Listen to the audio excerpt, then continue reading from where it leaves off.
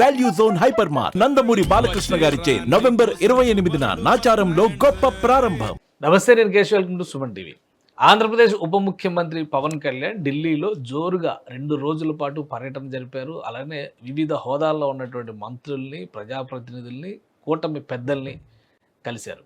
దీనివల్ల రాష్ట్రానికి వచ్చినటువంటి ప్రయోజనం ఏంటి? అలానే ఇమ్మీడియట్గా పవన్ కళ్యాణ్తో భేటీ తర్వాత కేంద్ర ప్రభుత్వ శాఖలు స్పందిస్తున్నటువంటి తీరు ఎలా ఉంది? ఈ అంశాన్ని విశ్లేషించే ప్రయత్నం చేద్దాం. మనతో పాటు చంద్ర శ్రీనివాస్ గారు, పొలిటికల్ అనలిస్ట్ ఉన్నారు. చంద్ర శ్రీనివాస్ గారు నమస్కారం. నమస్కారం. పవన్ కళ్యాణ్ గారు లాస్ట్ టైం కూడా వెళ్ళారు, కానీ 1 డేలో టూర్ కంప్లీట్ అయిపోవడం, అలానే కూటమి మీటింగ్స్కి మాత్రమే అటెండ్ అవ్వడం. ఈసారి ప్యూర్లీ అఫీషియల్ టూర్ అన్నట్టుగా ఒక 2 రోజులు ప్రణాళిక ప్రకారం అందరినీ కలిశారు, వచ్చారు. రిజల్ట్ ఏంటి అంటే కొన్ని ఆల్రెడీ శాఖల నుంచి కొంత ఇన్ఫర్మేషన్ వస్తుంది. అసలు ఏంటి పవన్ కళ్యాణ్ గారు ఇచ్చినటువంటి రిప్రజెంటేషన్స్ కానీ, అక్కడి నుంచి వచ్చినటువంటి రెస్పాన్స్ కానీ ఏ విధంగా ఉంది? డెఫినెట్గా అండి. అంటే ఆయన ఈ పర్యటన 100% సక్సెస్ అయినట్టే. మీరన్నట్టు ఎప్పుడు లేని విధంగా 3 రోజులు పెట్టుకున్నట్టు పర్యటన. మొదటి రోజు ఓం బిర్లా వాళ్ళ రిసెప్షన్కి హాజరవటం, ఆ తర్వాత వెనువెంటనే ఒకవైపు రాజ్యాంగ దినోత్సవ కార్యక్రమాలు జరుగుతూనే ఉన్నాయి పార్లమెంట్లో. అదే సమయంలో అయినా కానీ ఆయనకి 7 మంత్రులు ఒకే రోజు కలిశారంటే మామూలు విషయం కాదు. 6 మంత్రులు ఆ రోజు కలవటం ప్రతి శాఖకి కూడా చాలా కీలకమైంది. ఏంటంటే నిర్మలా సీతారామన్ కలిస్తే ఆంధ్రప్రదేశ్ రావాల్సిన నిధుల గురించి మాట్లాడటం, లేకపోతే పంచాయతీరాజ్ కావాల్సింటే పంచాయతీరాజ్ సంబంధించిన, తర్వాత టూరిజం కావాలంటే టూరిజం 7 ప్రాజెక్టుల ప్రపోజల్, తర్వాత జలశక్తి కావాలంటే పోలవరం పూర్తి చేయడానికి, ఇట్లా మల్టిపుల్. దీంతోపాటు ప్రధానంగా ఆ రోజు సాయంత్రానికి ఉపరాష్ట్రపతి విందు సమావేశం. ఇవన్నీ కూడా ఎట్లుందంటే ఒక తెలుగు రాష్ట్రాలకి దక్షిణ భారతదేశాల నుంచి ఎమర్జైన పార్టీలకి సరైన గౌరవం లభించిందంటే చాలా రోజుల తర్వాత. మీరు చెప్పింది సమైక్య రాష్ట్రంగా ఉన్నప్పుడు కొంత రెస్పెక్ట్ ఉండేది. ఈ మధ్య కనబట్టలేదనే అభిప్రాయం. ఎప్పుడైతే డోర్లు వేసి ఎంపీల మీద పెప్పర్ స్ప్రే అన్ని జరిగిన తర్వాత తెలుగు వాళ్ళంటే చాలా చులకనగా ఉండేది. ఇప్పుడు ఫస్ట్ టైం ఇది మనకు కనబడిందండి కేశవ్ గారు. మీరు కూడా చూసుంటారు కాబట్టి ఆ ప్రాధాన్యత క్రమం ఏందనేది మనం చూసాం.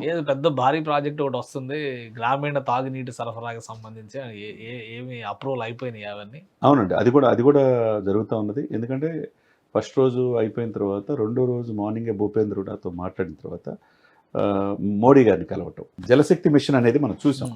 లాస్ట్ 5 ఇయర్స్లో కూడా నిధులు దానికి కేటాయించలేదు, నిరుపయోగం అయిపోయినాయి.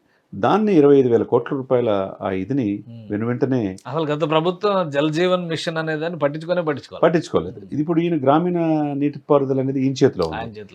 కాకపోతే 5 శాఖల్లో అది చాలా కీలకమైంది కాబట్టి ప్రతి ఇంటికి కుళాయి అనేది, మంచినీరు ఇవ్వటం అనేది ప్రభుత్వం కూటమి పెట్టుకుంది. ఆ దిశగా మోదీ గారి నుంచి క్లారిటీ వచ్చేసింది. కాబట్టి ఏదైతే 2 రోజుల్లో ఒక బాధ్యత, అంటే ప్రభుత్వ పెద్దగా ముఖ్యమంత్రి నిర్వహించాల్సిన బాధ్యత తనే ముఖ్యమంత్రిగా, అంటే ఉప ముఖ్యమంత్రి అయినా ఆ బాధ్యత అంతా 2 రోజులు తీసుకున్నట్టు కనపడింది. 100% సఫలీకృతమైనట్టే. ఎందుకంటే వెంటనే 7 ప్రాజెక్ట్స్ టూరిజం ప్రాజెక్ట్స్కి ఫండ్స్ కూడా అంటే దానికోసం అఖండ గోదావరి, తర్వాత గండికోట ప్రాజెక్టుకి 172.34 కోట్లు రిలీజ్ శాంక్షన్ అయిపోయింది. శాంక్షన్ అయిపోయేటమే కానీ అదే రోజు 114 కోట్లు రిలీజ్ చేయటువంటి ఇది మంచి పరిణామంగా మనం భావించాలి. అంటే ఆల్మోస్ట్ 75%, 76% రిలీజ్ చేసేసారు. అంతే కదండి. టూరిజం డెవలప్ అయితే ఇప్పుడు ఏంటంటే ఆంధ్రప్రదేశ్ అస్తవ్యస్తమైంది ఆర్థిక వ్యవస్థ.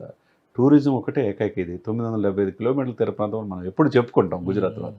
మరి ఆ తీర ప్రాంతం ఉపయోగించుకుంటే ఇండస్ట్రీస్ రావాలి, పరిశ్రమలతో పాటు ఉద్యోగాలు, ఉపాధి ఇవన్నీ కూడా ఉంటాయి. దానికి అనుబంధంగా మిగతాయి కూడా డెవలప్ అవ్వడానికి అవకాశం. ఇప్పుడు ఏంటంటే అఖండ గోదావరి ప్రాజెక్టు గండికోట దగ్గర టూరిజం రిసార్ట్స్ డెవలప్మెంట్ అది ఉంటుంది. రిసార్ట్ డెవలప్మెంట్ దానివల్ల వెంటనే నిధులు వచ్చినాయి కాబట్టి పనులు కూడా స్టార్ట్ అవుతాయి. ఇది మంచి పరిణామంగా మనం భావించాలి.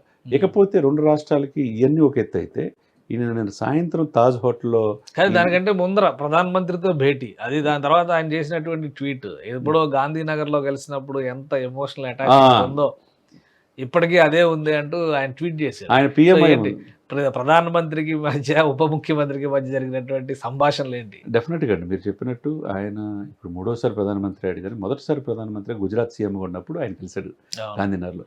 అప్పుడు ఏదైతే ఆయనలో చూశాడో, ఈ దేశానికి ఇటువంటి వ్యక్తి, దూరదృష్టి గల వ్యక్తి మోదీ గారు ప్రధానమంత్రి కావాలని ఆ రోజు కోరుకున్నాడు. ఆ రోజు నుంచి ఈ రోజుకి మధ్యలో కొంతకాలం విభేదాలు చిన్నగా వచ్చినాయి రాష్ట్ర విభజన పాయింట్ ఆఫ్ వ్యూలో. తర్వాత ఎప్పుడు కూడా మోదీ గారిని ఒక్క మాట కానీ అనలేదు. ఈ దేశానికి దూరదృష్టిన నేత, ఆయన ఉంటేనే దేశం బాగుంటుందని పలు సందర్భాల్లో పవన్ గారు చెప్పారు. అదే ఆప్యాయత, అనురాగం ఆయనలో చూశాను. నాకు చాలా హ్యాపీ అనిపించింది. ఆ 30 నిమిషాల సమావేశంలో ఆయన యొక్క ఆలోచనలు నాకు బాగా నచ్చినాయి అని చెప్పి ఆయన ట్వీట్ చేయటం. మోదీ గారు కూడా అదే స్వాగతంతో ఈయన్ని కూడా ఆలింగనం చేసుకోవటం అన్నీ మనం చూసాం. ఏదైనా కానీ ఒక తెలుగు వాళ్ళగా చాలా రోజుల తర్వాత ఒక మంచి వాతావరణం మనకి ఢిల్లీ గడ్డ మీద మనకు కనపడింది. ఫైనల్ గా ఫినిషింగ్ టచ్ లాగా ఆయన ఎంపీలందరికీ ఒక ట్రీట్ ఇచ్చారు. రెండు తెలుగు రాష్ట్రాల ఎన్డీఏ పక్ష ఎంపీలందరికీ. అది చాలా కీలకం అండి కేశవ్ గారు. అంటే ఇది మంచి వాతావరణం ఒకప్పుడు మనం చూసాం. సహజంగా రేవంత్ రెడ్డి గారు ముఖ్యమంత్రి అయినప్పుడు ఆయన ఎంపీ కాబట్టి గతంలో మల్కాజ్గిరి ఒక వాతావరణం ఎంపీలంతా డిన్నర్ ఇచ్చారు. డిన్నర్ ఇచ్చినందుకు డిన్నర్ పోయినందుకు బాలశౌరి గారిని పక్కన పెట్టాడు. ఆయన అనుకోకుండా ఇప్పుడు ఆ దాంట్లో కీలకంగా ఉన్నాడు. బాలశౌరి గారు లైజనింగ్ బాగా ఉంటాడు, ఎంపీలతో ఉంటాడు కాబట్టి. ఆయన ఎవరి వైపు ఉన్నాడు? పవన్ కళ్యాణ్ వైపు ఉన్నాడు. వీళ్ళిద్దరిని పక్కన పెట్టుకొని అన్ని శాఖలు తిరగటం. నిన్న సాయంత్రం జరిగిన దాంట్లో చూస్తే అండి కనులకు విందుగా, అంటే రాష్ట్రాలు విడిపోయినా మేమంతా ఒకటైన భావన అక్కడ కనపడింది. దాంట్లో అనురాగ్ ఠాగూర్ కూడా వచ్చారు, పురంధేశ్వరి గారు వచ్చారు, మంత్రులు ఆ మంత్రులు అందరూ కనపడ్డారు మనకి. పెమ్మసాని గారు వచ్చారు, వీటితో పాటు రామ్మోహన్ నాయుడు గారు వచ్చారు. ఎంతో ఆప్యాయతగా ఆలింగనం చేసుకుని ఫోటోలు చూసాం. వీళ్ళతో పాటు తెలంగాణ నుంచి కూడా మనం చూస్తే కనుక కొండా విశ్వేశ్వరరెడ్డి గారు కావచ్చు, శబరి ఆంధ్రప్రదేశ్ నుంచి కావచ్చు, తర్వాత భరత్ విశాఖపట్నం నుంచి, తర్వాత హరీష్ మాధుర్ అమలాపురం నుంచి, వీళ్ళందరూ చూస్తే చాలా రోజుల తర్వాత ఒక మంచి వాతావరణం అక్కడ ఒక ఐక్యత వాతావరణం చూపించారు మొత్తం. ఐక్యత తెలుగు రాష్ట్రాలకు చెందినటువంటి ఎన్డీఏ ఎంపీలు ఈ ఐక్యతే కావాలి కదండి. ఈ ఉత్సాహంలో ఈ మధ్యలో తెలంగాణ ఎంపీలు కూడా సమావేశం మోదీ గారు అయ్యారు, పవన్ గారు కలిసిన తర్వాత ఇవన్నీ కూడా ఇండికేషన్ ఏమో జరుగుతుంటే మహారాష్ట్ర ఎలక్షన్ తర్వాత ఎన్డీఏ విజయోత్సవ ఆనందంలో ఉంది. ఇదే సమయంలో తెలంగాణలో కూడా పార్టీ ముందుకెళ్ళండి, వ్యతిరేకత వచ్చింది, దాన్ని క్యాష్ చేసుకుని ముందుకెళ్లాలనేది ఆయన ఇంటిచ్చినట్టుగా ఆయన ట్వీట్ చేయడం జరిగింది. ఏదైనా కానీ ఉభయ తెలుగు రాష్ట్రాలకి చాలా రోజుల తర్వాత కనులు విందుగా సముచిత గౌరవం 100% మనం గర్వపడాల్సిన ఇది. ఎప్పుడు కూడా అపాయింట్మెంట్ ఇంకా రాలేదని 1, 2, 3 రోజులు వెయిట్ చేసే పరిస్థితి నుంచి ఈరోజు వెనువెంటనే అందరూ కూడా అపాయింట్మెంట్ చేయటం, రాష్ట్ర నిధులు త్వరితగతిన విడుదల చేయటం, సాయంత్రం ఆహ్లాదకరంగా విందు ఏర్పాటు చేయటం, ఇవన్నీ కూడా దక్షిణ భారతదేశాలకి ముఖ్యంగా తెలుగు రాష్ట్రాలు. గత ముఖ్యమంత్రి హయాంలో ఇలా ఎప్పుడైనా భేటీలు కానీ లేదా మీటింగ్ల తర్వాత విశ్లేషణలు కానీ రిజల్ట్స్ కానీ కనపడ్డాయి? అసలు ఎందుకు కలిశారు, అసలు మీటింగ్ సారాంశం ఏందో కూడా ఎవరికి చెప్పలా. ఆయన వెళ్ళేవాడు, అక్కడ విజయసాయి రెడ్డి గారు ఒక వ్యక్తి కనపడేవాడు తప్పితే రాష్ట్రం నుంచి మంత్రులు ఎప్పుడు కూడా తీసుకెళ్ళా. ఇప్పుడు అట్లా కాదు.